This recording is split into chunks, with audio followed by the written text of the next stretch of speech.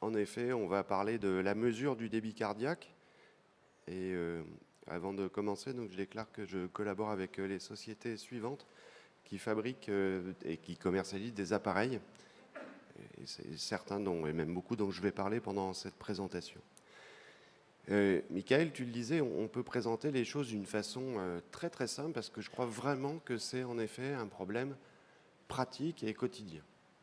Mettons-nous dans le cas d'un patient hospitalisé dans un service de réanimation pour une pneumonie au tout début, juste après l'admission. C'est un patient qui a un état de choc, hein, il a une pression artérielle qui est basse, il est intubé ventilé avec sans doute un SDRA. Je crois qu'une des questions qu'on se pose au tout début, c'est est-ce que chez ce patient-là, très peu de temps après le début de la prise en charge, est-ce qu'il faut ou pas mesurer le débit cardiaque? Et c'est tout ce qui nous intéresse là ce matin. Il y a plein de gens qui disent c'est pas la peine parce qu'on peut faire juste avec la pression artérielle et tous ces outils de mesure du débit cardiaque, ça ne sert pas à grand-chose, tout ça. C'est ça la question qui se pose. Pour répondre à la question, il ne faut pas oublier la physiologie. Si on ne fait pas en regardant le débit cardiaque, ça veut dire qu'on fait en regardant juste la pression artérielle. On est d'accord. On va essayer d'estimer les changements de débit cardiaque en regardant les changements de la pression artérielle. C'est vrai que la pression artérielle qu'on mesure, nous, au niveau périphérique, en pratique radiale ou fémorale, dépend du débit cardiaque, c'est sûr. Mais le problème, c'est que entre la sortie, la aorte thoracique ascendante et une artère périphérique, il y a tout le système artériel avec ses propres propriétés, la compliance et les résistances, on reviendra là-dessus. Et donc, ces propriétés-là, dont les résistances peuvent influencer la relation entre le débit et la pression artérielle, celle qu'on mesure facilement. Donc la question, c'est est-ce qu'on doit mesurer le débit cardiaque ou se contenter de la simple pression artérielle, notamment si les résistances vasculaires changent? Alors pour tenter de répondre à cette question-là, on avait mené cette étude avec Jean-Louis Teboul à Bicêtre, qui est une étude très simple. On avait inclus deux populations de patients. Des patients qui recevaient un remplissage vasculaire, et chez eux, bien entendu, les résistances artérielles changeaient pas, ou en tout cas peu. Et puis des patients chez qui on augmentait la dose de noradrénaline, et bien sûr, les résistances artérielles changeaient avec chez ces patients. Et on voulait savoir si, enfin encore, pour regarder les changements du vrai débit cardiaque, on avait besoin d'observer la pression artérielle ou si on avait vraiment besoin de mesurer le débit cardiaque. Et les résultats, en fait, tiennent sur cette diapositive. Regardez, dans le groupe des patients qui recevaient un remplissage vasculaire, il y avait une corrélation entre les changements du vrai index cardiaque et les changements de la pression artérielle, et notamment la pulsée, celle qui est la mieux reliée au volume d'éjection systolique. C'est une corrélation néanmoins qui n'était pas extraordinaire. Regardez. En revanche, chez les patients chez qui on augmentait la dose de noradrénaline, il n'y avait pas de corrélation. La corrélation n'était pas significative entre les changements du vrai index cardiaque et les changements de la pression artérielle pulsée. Suggérant que chez ces patients, chez qui les résistances changent sous l'effet du traitement, mais aussi spontanément, bien entendu, chez ces patients qui ont un état de choc, notamment un état de choc septique, on ne peut pas se fier au changement de la pression artérielle pour estimer les changements du débit, de l'index cardiaque, et donc il faut mesurer le débit cardiaque chez ces patients, quelle que soit la façon dont on mesure le débit cardiaque. Si on veut faire les choses précisément chez ces patients complexes, qui ne réagissent pas à l'expansion volémique, il faut mesurer directement le débit cardiaque. C'est, je pense, un point pratique, c'est une question qu'on se pose tous les jours. Et dans cette étude du groupe de Jean-Louis Vincent, c'était la même chose, c'était même pire.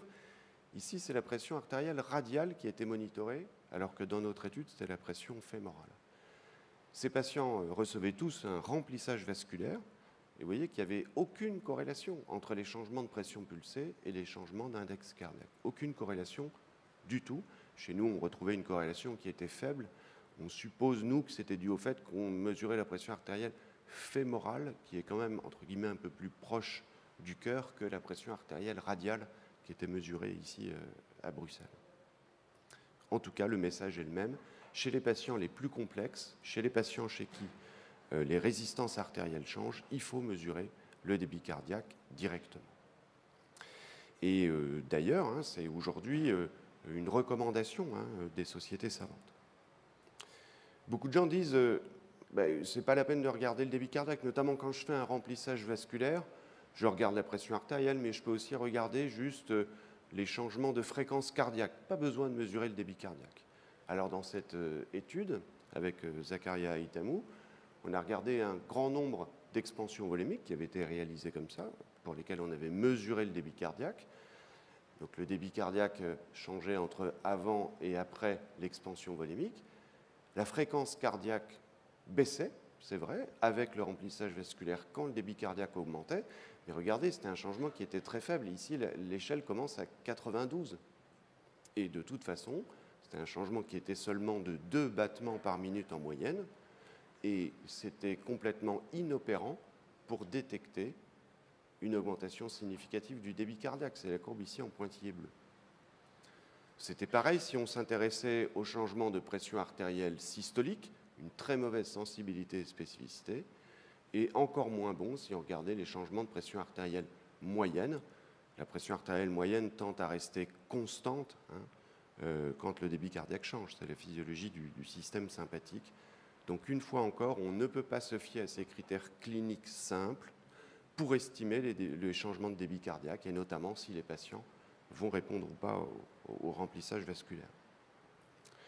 Il faut mesurer le débit directement, mais ça a été un débat pendant longtemps, mais qui donnerait un traitement antibiotique sans mesurer la CRP ou la procalcitonie si on veut, ou même simplement la température?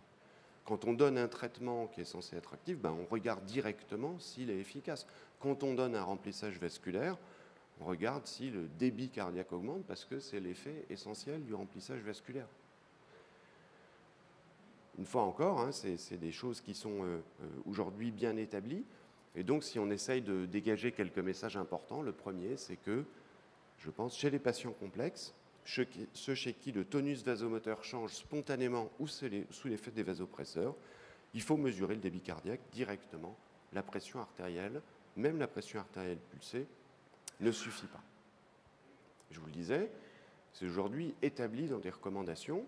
Voilà les recommandations établies en 2014 par la Société européenne. Et ces recommandations sont de ne pas mesurer le débit cardiaque en routine chez tous les patients, mais de mesurer le débit cardiaque ou le volume d'éjection systolique pour évaluer la réponse aux fluides ou aux inotropes chez les patients qui ne répondent pas au traitement initial. Ça veut dire les patients qui ne répondent pas notamment à l'expansion volémique, c'est-à-dire les patients chez qui on est amené à débuter des vasopresseurs. C'est aujourd'hui clairement recommandé.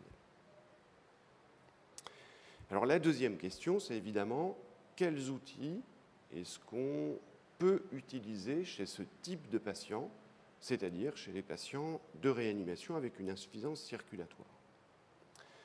Et la question, elle se pose parce qu'il y a 15 ou 20 ans, quasiment le seul outil qui est disponible dans les services de réanimation, c'était le cathéter artériel pulmonaire. Mais aujourd'hui, il y a plein d'autres outils qu'on peut utiliser.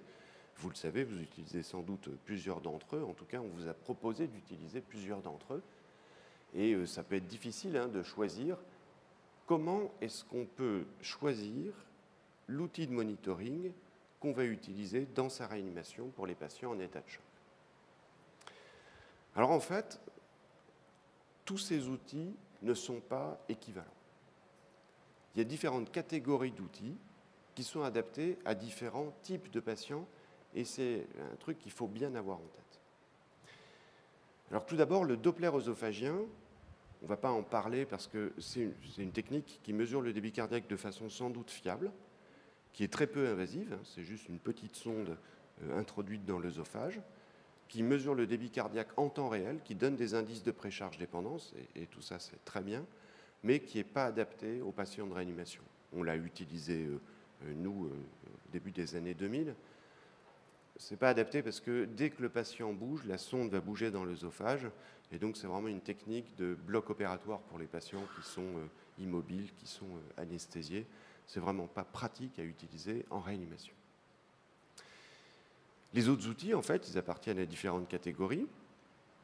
Il y a les systèmes complètement non invasifs, dont on parlera. Il y a les systèmes d'analyse du contour de l'onde de pouls non calibrés, le Vigileo et le Pulsioflex. Et puis, il y a les appareils de thermodilution transpulmonaire, PICO et EV1000. Et puis, la thermodilution pulmonaire, thermodilution classique, la sonde de Swan-Ganz, le cathé artériel pulmonaire. On peut dire que, globalement, ces systèmes-là fonctionnent de la même façon. PICO, donc, qui est commercialisé par Pulsion, et EV1000, qui est commercialisé par Edwards, c'est le même mode de fonctionnement. Et pareil ici, grossièrement, sauf une différence que je vous indiquerai, le Vigileo de Edwards et le Pulsioflex de Pulsion fonctionnent grossièrement sur la même manière, sur la même méthode. C'est des systèmes non calibrés d'analyse du contour de l'onde de pouls. Alors, ces systèmes ont-ils une fiabilité équivalente et surtout une fiabilité équivalente chez les patients auxquels on s'intéresse là, chez les patients en insuffisance circulatoire aiguë? Intéressons-nous d'abord au système d'analyse du contour de l'onde de pouls non calibré. Et pour répondre à la question de leur fiabilité, il faut bien comprendre comment ces appareils fonctionnent. Ces appareils, donc on parle de ProAct Pulsioflex ou de FlowTrack Vigileo, vous le savez, estiment le débit cardiaque à partir de la courbe de pression artérielle qu'on appelle l'onde de pouls. L'onde de pouls, c'est ça, c'est la courbe de pression. Et tout simplement, à partir de la courbe de pression artérielle enregistrée par un cathé, ils affichent le débit cardiaque ou cardiac output. Comment est-ce que c'est possible? En fait, c'est fondé sur le principe physiologique que le volume d'éjection systolique, donc débit cardiaque divisé par la fréquence, est proportionnel à l'amplitude de la courbe de pression artérielle, et ceci au niveau de l'aorte, de la pression artérielle aortique qui, comme vous voyez, a une forme différente de la courbe de pression artérielle périphérique. La relation entre le débit et la pression, on l'a vu tout à l'heure, est influencée par les propriétés du système artériel, la compliance, mais la compliance ne change pas, c'est l'élasticité des artères, ça ne change pas chez un patient donné pendant une hospitalisation, parce que ça dépend essentiellement de l'âge, mais surtout par les résistances artérielles, dont on a vu, enfin dont on sait évidemment qu'elles changent constamment chez ces patients. D'autre part, la pression aortique et la pression périphérique, ce n'est pas la même chose, et la relation est en fait sous la gestion d'un phénomène qui s'appelle l'amplification de l'onde de pouls. C'est de la physiologie artérielle que vous connaissez aussi bien que moi. L'onde de pression artérielle s'amplifie entre l'aorte, où elle est assez aplatie, et la périphérie. Et plus on se déplace vers les vaisseaux de petit calibre, vers les petites artères, plus l'onde de pression est ample, plus la systolique notamment est élevée, la moyenne elle est constante tout le long du réseau. Et cette amplification du phénomène, cet phénomène d'amplification de l'onde de pouls dépend essentiellement des résistances artérielles. Ça, c'est un point important. Donc, on comprend pourquoi, quand les résistances artérielles changent, la relation entre, ce qui est ici en bleu, l'amplitude du signal de pression artérielle et le volume d'éjection systolique peut changer. Ça influence donc d'une part directement la relation entre ici la pression aortique et le débit cardiaque, et d'autre part la relation entre la pression artérielle périphérique, la seule qu'on peut mesurer, et la pression aortique. Alors est-ce que ces systèmes fonctionnent quand le tonus vasomoteur artériel change? Et clairement, autant le dire, en pratique, on peut dire que ces systèmes d'analyse du contour de l'onde de pouls non calibrés ne sont pas fiables chez les patients qui reçoivent des vasopresseurs. Il y a plein d'études qui l'ont montré. Par exemple, ici, dans cette étude qu'on avait faite avec le système FlowTrack, c'était à l'époque la version 3, qu'on avait comparé à la thermodilution transpulmonaire, qu'on utilisait comme une référence, dans deux types de populations. Donc ceux qui recevaient un remplissage, c'est la même idée, hein, pas de changement des résistances, augmentation, enfin changement des doses de noradré, changement des résistances. On voyait que lorsque les patients recevaient un remplissage, les changements de débit étaient suivis par le système FlowTrack Vigileo, mais enfin pas de façon extraordinaire. Le diapo passe plus. Ah, pardon. Donc c'était suivi, mais pas de façon extraordinaire. Il y avait un pourcentage d'erreur. Alors on parlera souvent du pourcentage d'erreur. C'est un indice, on va dire, statistique sur lequel tout le monde s'entend pour estimer la fiabilité des systèmes. Et idéalement, il doit être inférieur à 30%. Là, c'était 48% quand on donnait une expansion volumique. C'était plus, et même bien plus, c'était le double de ce qu'on exige normalement quand les patients recevaient de la noradré. Puis il y a eu plein d'autres études qui l'ont montré. Celle-ci, du groupe de Maxime Canesson aux États-Unis, elle est vraiment très illustrative, c'est pour ça que je la montre. Ils ont comparé le système Vigileo à un système de référence. Lorsqu'ils changeaient le débit cardiaque en changeant la précharge, donc une fois encore, pas de changement des résistances, le taux de concordance, c'est-à-dire la proportion des cas où les deux systèmes allaient dans le même sens, augmentation ou baisse du débit cardiaque, était tout à fait correct. En revanche, quand ils changeaient le débit cardiaque avec de l'éphédrine, donc changement des résistances, c'était moins bon. Et c'était encore moins bon quand ils donnaient de la phényléphrine. Et vous voyez, là, dans ce cas-là, il y avait même une majorité des cas où le débit cardiaque augmentait et où celui mesuré par le Vigileo baissait, même pas dans la même direction. Une autre étude qui va dans ce sens, qui est là encore très illustrative, c'est celle de Mathieu Biais à Bordeaux, où ils ont comparé la SWAN au système, en l'occurrence FlowTrack Vigileo, et ils ont vu que le degré du biais, c'est-à-dire la différence entre la technique de référence et la technique étudiée, était d'autant plus important que les résistances vasculaires changeaient et diminuaient chez ces patients. C'est une étude qui est faite chez des patients qui ont une chirurgie hépatique, et la chirurgie hépatique induit des changements très importants des résistances, et notamment des épisodes de vasodilatation super importants. Donc ils pouvaient vraiment étudier ça en détail, et puis il y a cette relation. Je décris les études avec le système FlowTrack Vigileo, mais c'est la même chose avec le système PulsioFlex Provact. Donc on peut dire que ces systèmes d'analyse du contour de l'onde de pouls non calibrés ne sont pas fiables lorsque les résistances artérielles changent dans une grande proportion. Donc ça veut dire que ces appareils sont indiqués plus au bloc opératoire pour des interventions où le tonus artériel ne change pas beaucoup, donc par exemple pas pour la chirurgie hépatique. C'est le deuxième message. Ce n'est pas fiable chez les patients sous vasopresseur ou chez qui le tonus vasomoteur change beaucoup. Ok, alors ça c'est déjà un élément de choix. J'insiste là-dessus parce qu'il y a quelques années, ce n'était pas si évident, hein, et on essayait de nous faire utiliser ces appareils dans les services de réanimation. Donc ça veut dire que ces systèmes, on ne peut pas les utiliser.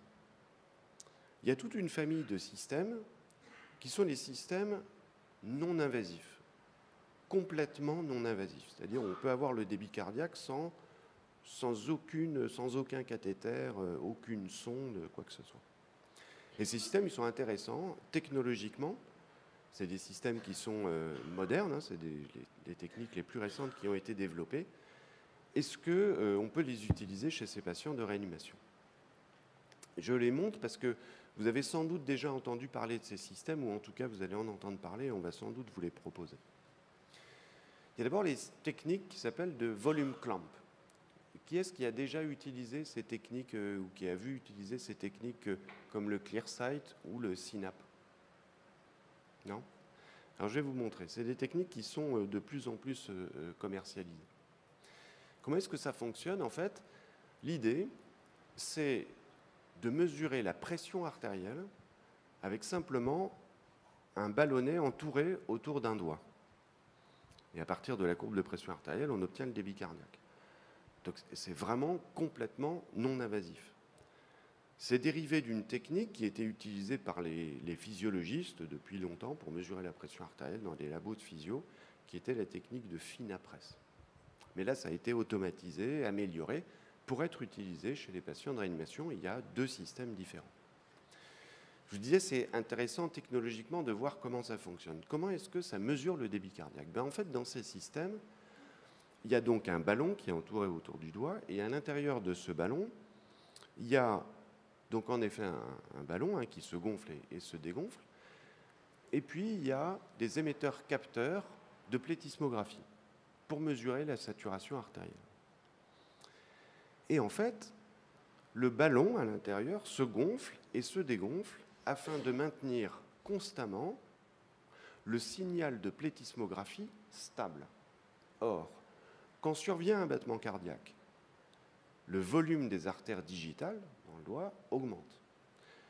Et donc, le signal de plétismographie, la saturation en oxygène, qui, vous le savez, dépend du volume d'hémoglobine oxygénée, tend à augmenter.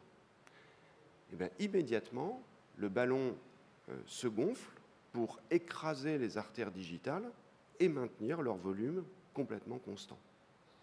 Donc c'est un système qui doit réagir très très vite. Il y a un servomoteur qui est extrêmement précis afin de maintenir, une fois encore, le volume constant.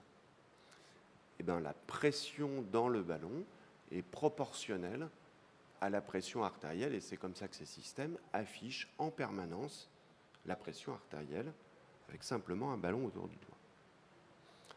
Une fois qu'on a la pression artérielle, comme on l'a vu tout à l'heure avec un système d'analyse du contour de l'onde de pouls, on peut estimer le débit cardiaque, et c'est ce que font ces systèmes, et c'est comme ça qu'à côté de la pression artérielle, ils nous fournissent une valeur de débit cardiaque.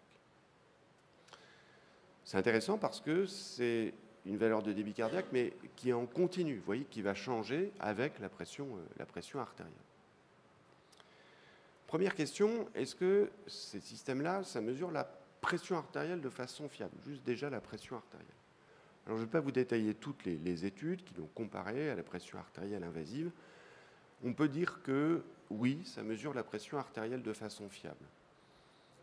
L'intérêt, par rapport à un brassard, un vrai brassard, c'est que, comme avec un cathé, vous avez une pression artérielle en continu. C'est quoi l'intérêt de mesurer la pression artérielle en continu?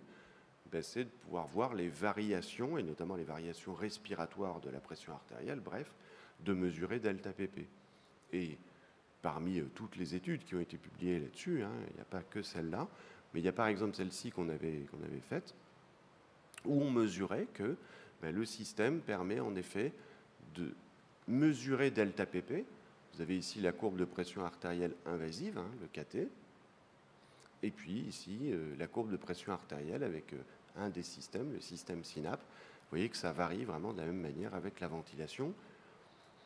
Donc on peut dire que c'est des systèmes qui permettent de mesurer la pression artérielle et même delta pp de façon fiable. Maintenant, est-ce que c'est fiable pour mesurer le débit cardiaque? Alors voilà les études qui ont été publiées jusqu'à aujourd'hui. Vous voyez que c'est des études qui sont très différentes. Il y en a qui sont faites chez les patients de réanimation. Il y en a d'autres qui sont faites chez des patients pas tout à fait simples, parce qu'ils étaient dans un labo d'écho, mais enfin en tout cas pas des patients de réanimation, ou chez des sujets normaux. Et quand on regarde justement ce pourcentage d'erreur, cet indice statistique, qui est certes discutable, mais qui en gros doit être inférieur à 30%, il y a des études positives et il y a des études qui sont plus négatives. Et ce qui est intéressant, c'est que, regardez, les études avec un pourcentage d'erreur inférieur à 30%, elles ont été conduites chez des sujets normaux ou juste avant une intervention chirurgicale, donc chez des patients qui, par définition, n'avaient pas, par exemple, de vasopresseur. Alors que les études avec un pourcentage d'erreur élevé, elles ont été conduites chez des patients de réanimation. Là, il y a 3 études. Il y a 7 études qui avaient été menées dans le groupe de Jean-Louis Vincent à Bruxelles, celle-ci de Marc-Olivier Fischer, et puis celle-ci qu'on avait, nous, menée. Et dans ces études-là, le pourcentage d'erreur était clairement trop élevé. Donc on peut dire que ces systèmes-là c'est peut-être bien au bloc opératoire, et en tout cas dans les interventions où les patients ne reçoivent pas trop de vasopresseurs, beaucoup moins chez les patients de réanimation. Et on comprend, hein, tout dépend de la qualité du signal de plétismographie. Vous comprenez facilement que s'il n'y a pas de bon signal de plétismo, on ne peut pas mesurer le débit cardiaque, et évidemment, c'est plus difficile d'obtenir un bon signal de plétismographie chez les patients en réanimation que chez les patients de bloc opératoire. Une autre technique complètement non invasive, c'est la technique de bioréactance, avec un système qui s'appelait le NICOM et qui maintenant s'appelle le Starling, mais qui fonctionne en haut sur le même mode. Là encore, la façon dont ça fonctionne est vraiment intéressante. Cette fois-ci, on peut mesurer le débit cardiaque avec simplement 4 électrodes qui sont collées sur le thorax. En haut, en bas, et juste avec ça, vous avez un écran qui vous donne le débit cardiaque, ce qui est quand même 15 ans après le moment où on n'utilisait que la Swan-Ganz, vous voyez, c'est quand même intéressant. En fait, à travers ces électrodes passe un courant qui va se diffuser à l'intérieur du thorax. Il y a un courant entrant et donc évidemment, il y a un courant sortant. Et en fait, le système va mesurer le changement de phase entre le courant entrant et le courant sortant. Et ce changement de phase, il est dû au changement de volume dans le thorax. Hein, c'est une affaire d'impédance en fait. Et le volume dans le thorax, il change au cours des battements cardiaques à cause du changement de volume de l'aorte thoracique. Pendant les battements cardiaques, ce qui fait changer le volume dans le thorax, c'est le volume de l'aorte thoracique.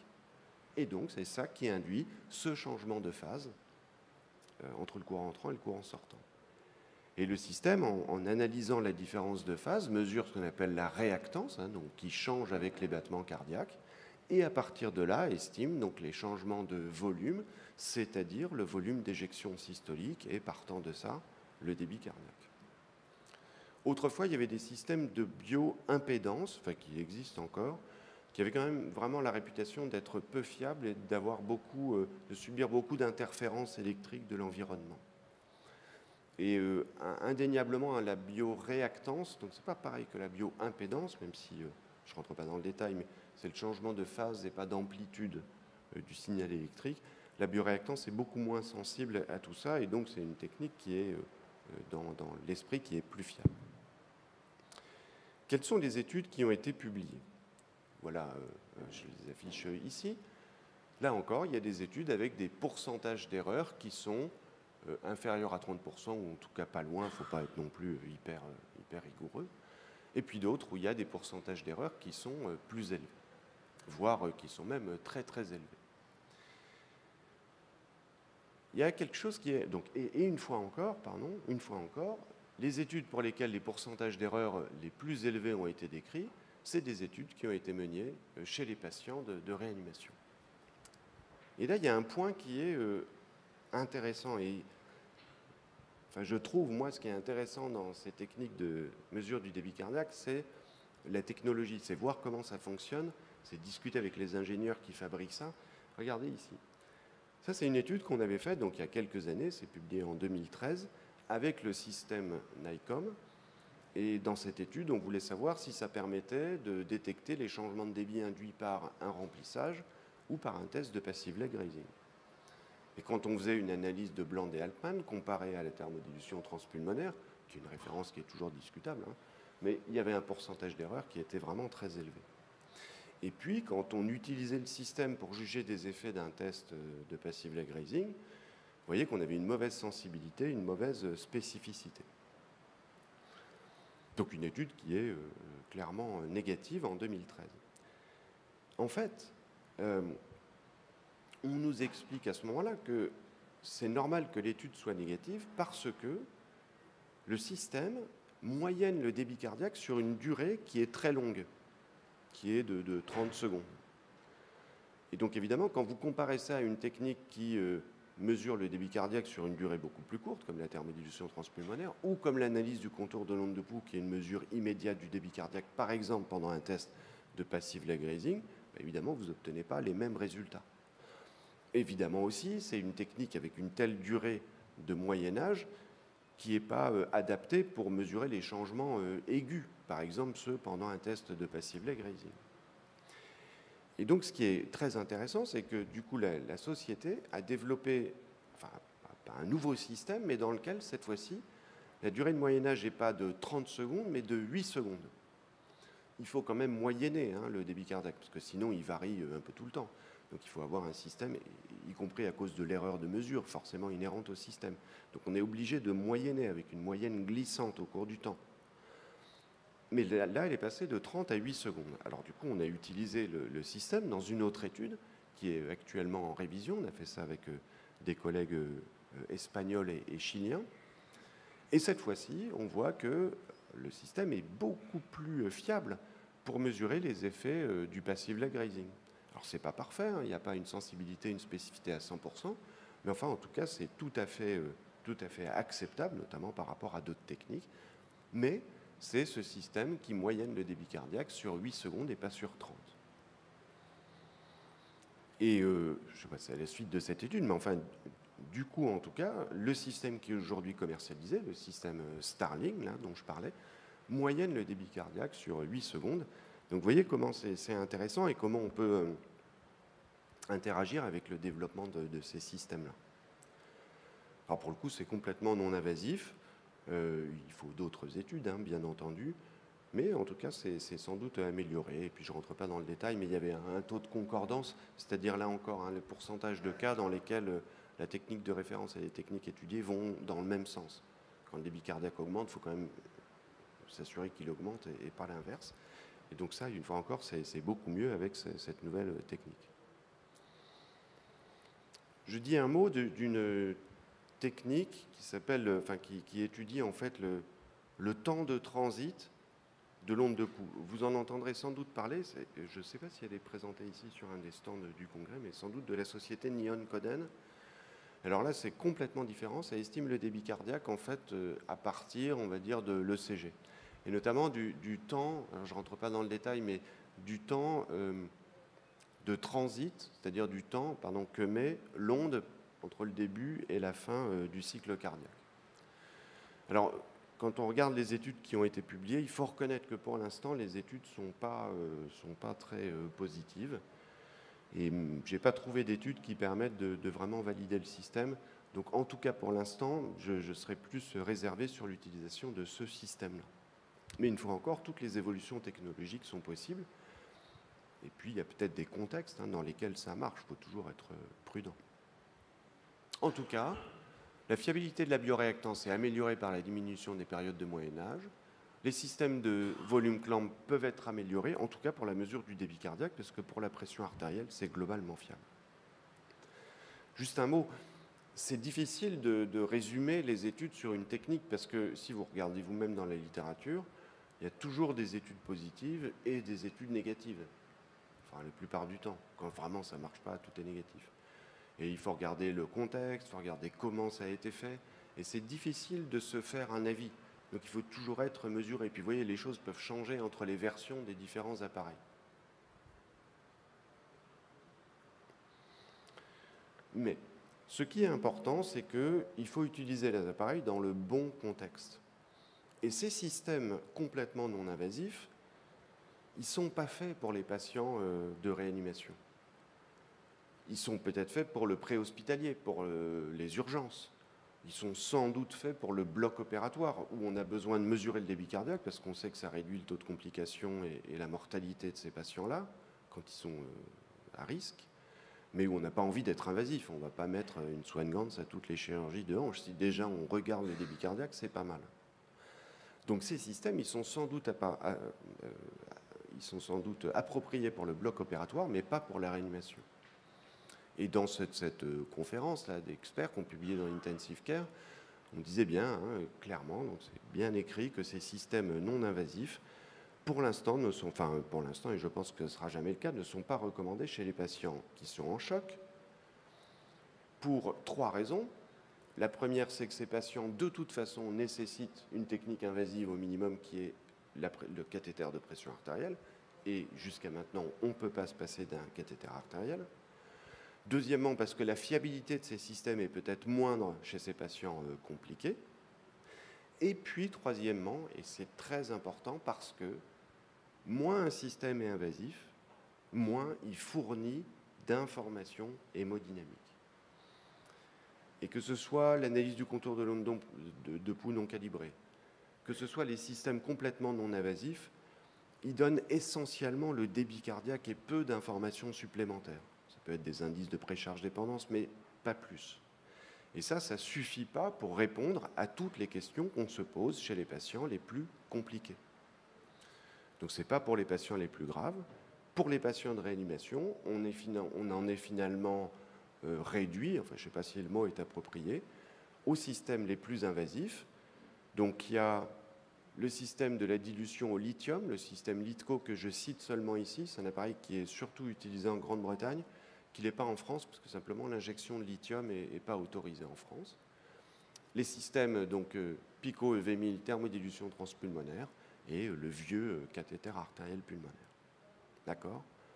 C'est un message, alors là, qui est pour le coup très très clair, c'est que les systèmes de thermodilution transpulmonaire et le CAP sont les systèmes requis chez les patients de réanimation.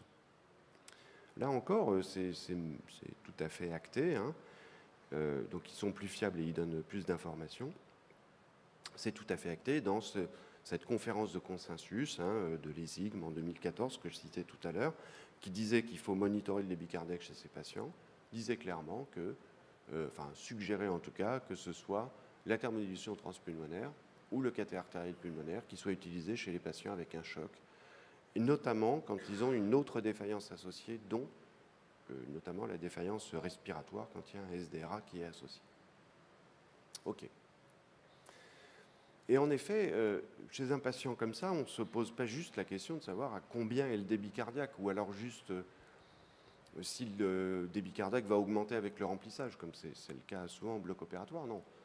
Vous savez comme moi, hein, qu'est-ce qu'on se pose comme question? On se demande déjà si le débit cardiaque est bien adapté aux besoins en oxygène, s'il faut faire un remplissage ou pas, hein, c'est-à-dire s'il faut se retenir de faire un remplissage parce qu'il y a un risque pulmonaire notamment qui est important. On veut savoir quelle est la contractilité du VG, si on donne un inotrope ou pas. Et puis on veut savoir peut-être quelle est la post-charge du VD parce que c'est un malade qui a un SDRA et qui est ventilé. Voilà, je pense qu'on attend usuellement des techniques de monitoring au lit du patient. Ce n'est pas juste le débit cardiaque. Alors, voyons, dans le temps qui nous reste, là, comment ces systèmes répondent à ces différentes questions. Et on va mettre en concurrence la Swan-Ganz et la thermodilution transpulmonaire, si vous voulez bien. Alors je sais bien que la Swan-Ganz est moins utilisée maintenant, c'est vrai. Et pourtant, je me demande si c'est vraiment parfaitement justifié. Je pense, moi, que la raison principale pour laquelle la Swan-Ganz est moins utilisée aujourd'hui, ce n'est pas à cause des études qui ont montré que ça ne changeait pas la mortalité, mais c'est parce que c'est plus compliqué à utiliser, un peu plus compliqué à mettre en œuvre que ces systèmes-là.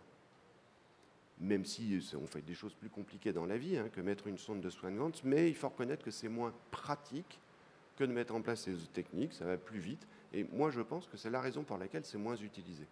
Mais vous allez voir que la Swan, donc je fais exprès d'en parler, de la mettre entre guillemets en concurrence, a des avantages par rapport à ces autres techniques-là, et c'est tout à fait justifié de l'utiliser. Pour la mesure du débit cardiaque, on va dire que la fiabilité est similaire. Ça veut dire que grosso modo c'est pareil, ce n'est pas des techniques parfaites, ni la Swan, ni la thermodilution transpulmonaire. L'avantage cette fois-ci est sans doute aux techniques qui sont à droite parce que ça donne une mesure continue du débit cardiaque. Un rappel quand même, avec la Swan-Ganz, on mesure le débit cardiaque par la technique de thermodilution, vous le savez, c'est le principe de Stewart et Hamilton. Donc, quand on injecte du froid, en l'occurrence ici dans les cavités droites, à l'extrémité du cathéter, il y a un thermomètre qui va enregistrer une courbe de thermodilution et le débit cardiaque est estimé par l'analyse de la courbe. En gros, quand le débit cardiaque est élevé, la courbe, elle est ample et rapide. Et puis un débit cardiaque qui est bas, ça fait une courbe qui est toute plate. C'est ça le principe. Et ça, c'est une technique qui a montré être fiable par rapport à l'époque aux techniques de référence. Point important. La Swan-Ganz permet aussi de mesurer le débit cardiaque selon une technique qui est dite continue. Pour ça, le système fait une thermodilution automatique. Alors pas en injectant du froid automatiquement, mais en chauffant régulièrement le sang. Donc c'est chauffé ici. Et puis on enregistre cette fois-ci pas la baisse, mais l'augmentation de température à l'extrémité. Il s'agit en fait pas d'une technique continue, mais plutôt semi-continue ou pas tout à fait continue, parce que ça ne reflète pas les changements de débit cardiaque immédiats, mais ça reflète ce qui s'est passé dans les dernières minutes. C'est très important d'avoir ça en tête. Par exemple, si vous faites un remplissage ou encore plus un test de passive leg raising. Ce n'est pas vraiment une technique continue, même si ça s'appelle Continuous Cardiac Output, débit cardiaque continu. C'est une mesure qu'on peut considérer comme fiable. C'est une mesure qui n'est pas très précise, on en dira un mot. Ça veut dire que c'est pas, si le débit cardiaque est à 3, il va falloir faire plusieurs mesures pour arriver à 3, pour moyenner. Mais chaque mesure n'est pas forcément très près de la vraie valeur. Quant aux moyennes, c'est vrai, mais la mesure dévie un peu par rapport à la vraie valeur de débit cardiaque. Le plus petit changement significatif, ça c'est une notion que je voudrais vraiment introduire là, c'est 15%, parce que ce n'est pas super précis. Si vous voyez, si vous constatez un changement de débit cardiaque de moins de 15%, 5-10%, vous n'êtes pas sûr que ce soit lié à l'erreur de la technique. C'est une mesure qui est discontinue, ou en tout cas qui est presque continue. En tout cas, ce n'est pas une mesure en temps réel. Voilà ce qu'on peut dire. Avec les systèmes d'analyse de la thermodilution transpulmonaire, c'est à la fois pareil et c'est à la fois différent.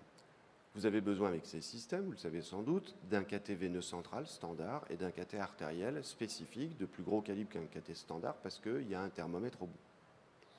Et le principe de tout ça, c'est que quand vous injectez du froid par le cathé veineux central, de l'autre côté de la circulation, c'est pour ça que ça s'appelle transpulmonaire, vous enregistrez là encore une courbe de thermodilution.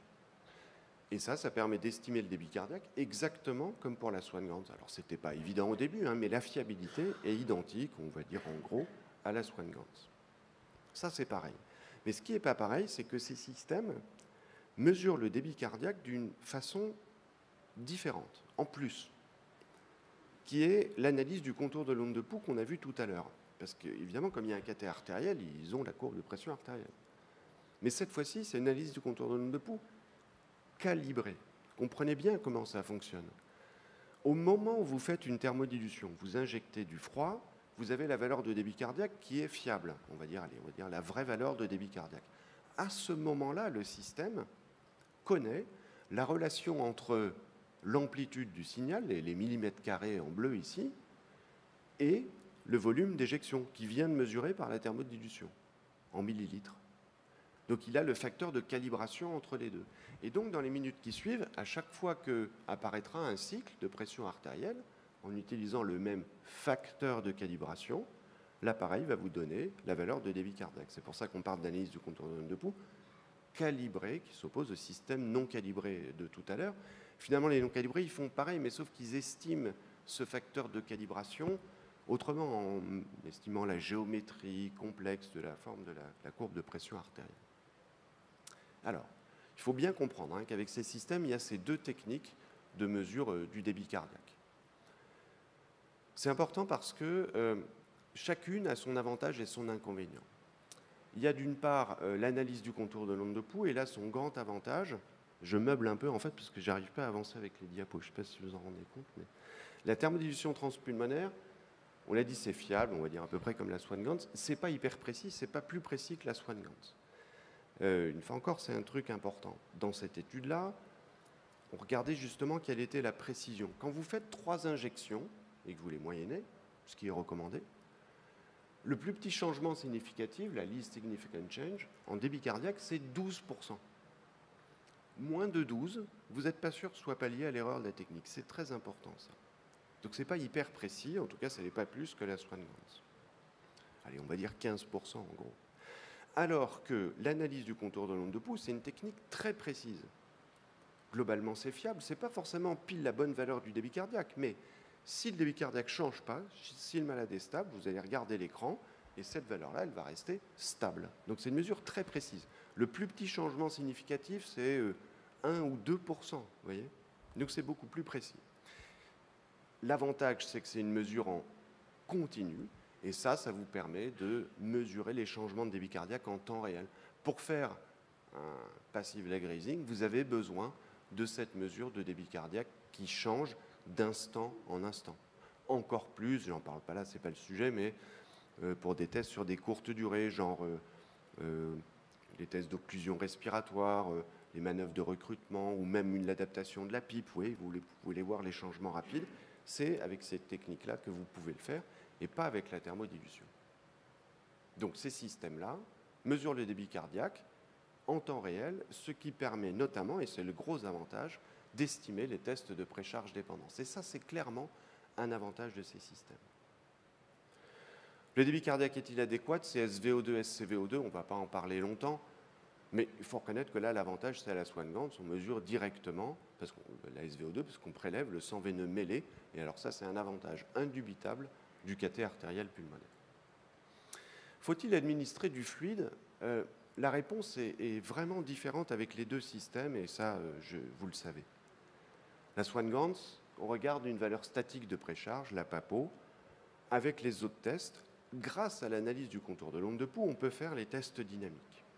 Je ne vais pas insister, une fois encore, ce n'est pas le sujet, mais vous savez bien que ces indices statiques de précharge dépendance ne sont pas fiables, mais alors clairement pas du tout, la PAPO comprise comme la PVC, et qu'il vaut mieux faire des tests dynamiques.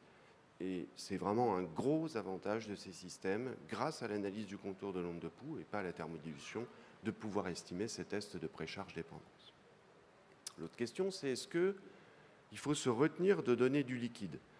Bien sûr, le risque d'un remplissage, c'est le genre de patient dont on parle là, c'est un risque pulmonaire, c'est le risque d'aggraver en pratique le SDRA, c'est quand même la question quotidienne. La réponse est là encore différente avec les deux systèmes. La PAPO est élevée, elle est, je sais pas, à 20, j'arrête de donner du liquide. Alors, c'est bien quand même, mais c'est sans doute moins direct que quand on mesure directement l'eau pulmonaire. Et vous savez que les techniques de thermodilution mesurent l'eau pulmonaire. Ce n'est pas tout à fait pareil, parce que la relation physiologique entre l'eau dans le poumon et la pression dans le vaisseau, c'est celle-là. Il n'y a pas besoin de faire un dessin, enfin, c'est évident. Vous donnez un remplissage et au bout d'un moment, ça commence à fuir. Mais le problème, c'est que tout dépend de la perméabilité pulmonaire. Nous tous, on peut recevoir 1 litre de remplissage ou 2 litres de sérum FIS sans faire d'œdème pulmonaire. Mais ce n'est pas le cas chez un malade en SDRA. Or, vous voyez bien qu'il vaut mieux regarder directement l'eau pulmonaire que la pression capillaire, parce qu'une valeur donnée de PAPO peut correspondre à une fuite très importante ou à une fuite pas significative de volume. Donc, en théorie, il vaut mieux regarder directement le volume de l'eau pulmonaire que de regarder la PAPO. En fait, ce que je pense, moi, fondamentalement, c'est que le pire, c'est de rien regarder du tout. Et déjà, avec la PAPO, on a quand même une estimation. Mais c'est vrai qu'en théorie, il y a un avantage au système de thermodilution qui mesure notamment le volume de l'eau pulmonaire. Je ne vais pas rentrer dans le détail, mais c'est lié, en fait, à une analyse intelligente, enfin, celui qui a découvert ça n'a quand même pas perdu son temps, de la courbe de thermodilution et de la transformation logarithmique de la courbe. Et tout est là-dedans, dans l'analyse des deux, et ça permet d'estimer tout un tas de volumes intrathoraciques, le volume des 4 cavités cardiaques en diastole, le volume de l'eau pulmonaire. Et puis, ça permet aussi de mesurer l'indice de perméabilité pulmonaire. Vous savez sans doute ça, parce que ça mesure l'eau pulmonaire, mais ça mesure aussi le volume sanguin pulmonaire. Et ça fait juste le rapport des deux. Ça, c'est ce qui est sorti sur ce qui est resté dans les vaisseaux. Et je ne rentre pas dans le détail de ces études, mais c'est sans doute un indice qui permet d'estimer la perméabilité. Juste cette étude-là, vous avez fait ça il y a des années avec Nadia Engel, regardez, les OAP hydrostatiques, cet indice, il est bas. Alors que des SDRA, donc des œdèmes lésionnels, l'indice de perméabilité est élevé. Donc ça fonctionne bien comme ça. Les valeurs les plus élevées, c'est aux alentours de 10. C'était très élevé. Il y avait là-dedans une patiente qui s'était noyée, donc évidemment un œdème très grave, et un plombier qui avait mélangé de la soude et de l'acide chlorhydrique. Vous voyez, donc un œdème vraiment massif, pour vous donner l'ordre de grandeur. Et la valeur normale, c'est aux alentours de 3.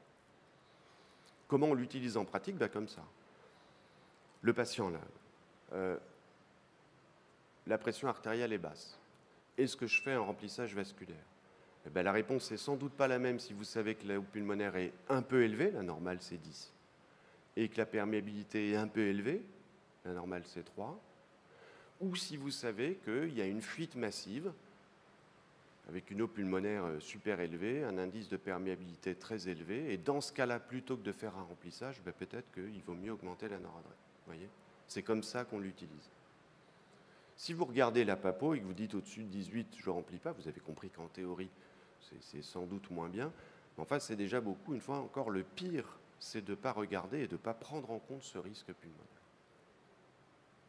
Petit avantage pour la thermodilution.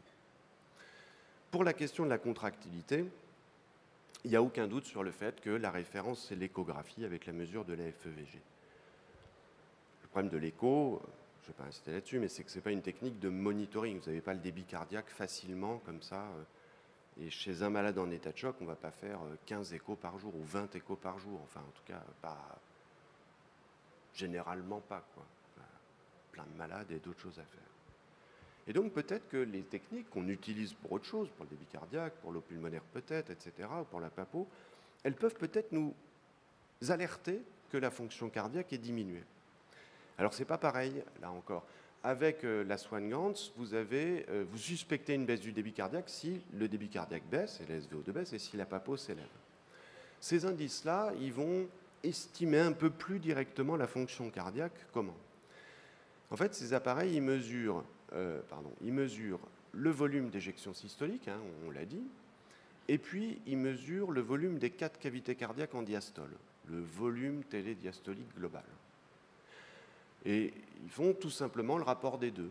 Donc c'est l'index cardiaque divisé par le volume télédiastolique global. Ça a l'air de rien, mais en fait, c'est pas très loin de la FEVG, où c'est pas l'index, c'est le volume d'éjection systolique, c'est pas le volume télédiastolique global, c'est le volume télédiastolique VG. Donc c'est peut-être une estimation de la FEVG. Il y a 3 études qui le suggèrent, ça c'est la deuxième qui a été publiée, qu'on avait faite avec Julien Jabot et Jean-Louis Teboul, bien sûr, et puis on voyait que, vous voyez, quand cet indice de fonction cardiaque était bas, ça permettait de suspecter que la FEVG était basse. C'est pas parfait, hein, c'est pas 100%, 100%. Mais comment on l'utilise en pratique? C'est que, imaginons ce patient, il a été réanimé, la pression artérielle est correcte, l'indice cardiaque est correct. À 1h du matin, la situation se dégrade, on est alerté par l'hypotension, c'est toujours là-dessus que sont réglées les alarmes. On fait à ce moment-là une thermodilution. L'index cardiaque est bas. Mais en même temps, on a cet indice de fonction cardiaque dont on voit qu'il s'est abaissé. Il était à 5,5 dans la soirée, et là, il est bas. Vous voyez, je ne suis pas sûr qu'on aurait fait une écho comme ça de prime abord à 1h du matin systématiquement chez ce patient. Et quand on voit que ça baisse, du coup, on fait une écho pour confirmer, hein, parce que l'indice n'est pas parfait, et on voit que la FEVG, elle est abaissée alors que le matin, elle était normale. Ça a les mêmes limites que la FEVG, hein. C'est-à-dire que ça dépend aussi des conditions de charge, de la même manière. Et puis, évidemment, comme c'est le volume télédiastolique global, quand il y a une dilatation droite, du coup, l'indice est plus bas. Il y a des limites, mais en tout cas, ça permet d'alerter. Dernière question, comment est la post-charge du ventricule droit? Et ça, c'est notamment chez le patient en SDRA. Et alors là, il faut être très clair, l'avantage est à la Swan-Ganz, parce que c'est le seul outil qui permet de mesurer les résistances vasculaires pulmonaires précisément et directement. Avec un cathéter, on a la PAPO, la pression d'aval, on a la PAP, la pression d'amont, on a le débit cardiaque, donc on peut mesurer les résistances vasculaires pulmonaires. Ce n'est pas le cas du tout avec les outils de thermodilution transpulmonaire. Il y a des indices indirects, mais sinon, en tout cas, ce n'est pas le cas. La dernière diapositive, c'était pour dire que, donc en effet, c'est conseillé. Les systèmes mesurent le débit cardiaque en temps réel, les systèmes PICO et EV1000, ce qui permet de monitorer les tests de précharge-dépendance. Et le cathé artériel pulmonaire est le seul outil permettant de mesurer les résistances vasculaires pulmonaires. Et ça peut être utile chez les patients avec une dysfonction droite au cours du SDRA. Alors en fait, comment est-ce qu'on peut décider finalement comment on utilise ces systèmes? C'est la dernière diapositive avec une sorte d'algorithme qu'on peut proposer. Quand il y a une défaillance circulatoire, évidemment, au début, c'est un cathé artériel et la pression veineuse centrale. L'échographie à la phase initiale est indispensable. C'est un message important. Il faut faire une écho cardiaque à l'admission d'un patient avec un état de choc, ne serait-ce que pour estimer la FEVG. On ne traite pas un patient en état de choc de la même façon si la FEVG est à 30% ou si elle est à 60%. Ça, c'est sûr. Et puis, il faut pouvoir estimer la structure cardiaque, etc. C'est vraiment important. La première écho, elle ne doit pas être faite le lendemain ou 12 heures après. On fait le traitement initial, c'est-à-dire on pratique le remplissage, hein, ce n'est pas très compliqué. Si la situation s'améliore, il faut sans doute s'arrêter au cathé artériel. Ce n'est pas les états de choc les plus fréquents, c'est ceux qu'on appelait avant les sepsis sévères. C'est une infection urinaire, une pyélonéphrite avec un état de choc. Dans ce cas-là, il ne faut pas utiliser de système de monitoring avancé. Hein, ce ne serait pas raisonnable. En revanche, si c'est le cas, s'il y a une contre-indication, ou alors si les systèmes ne sont pas disponibles, hein, on va faire avec l'échographie cardiaque qui va nous donner des renseignements, mais qui n'est pas, une fois encore, un outil de monitoring. Alors que, si ce n'est pas le cas, on doit utiliser un outil de monitoring avancé. Et ça, c'est, on l'a vu, la thermodilution transpulmonaire, le cathé artériel pulmonaire.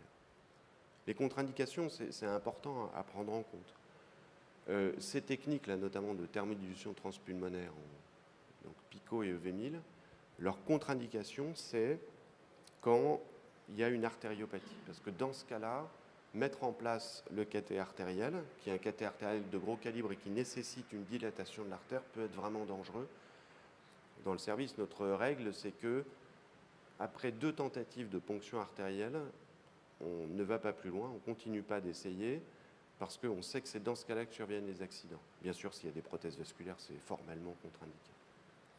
Et le cathé artériel pulmonaire, des contre-indications, enfin en tout cas, ça n'a comme complication quasiment que les complications du cathétérisme veineux central.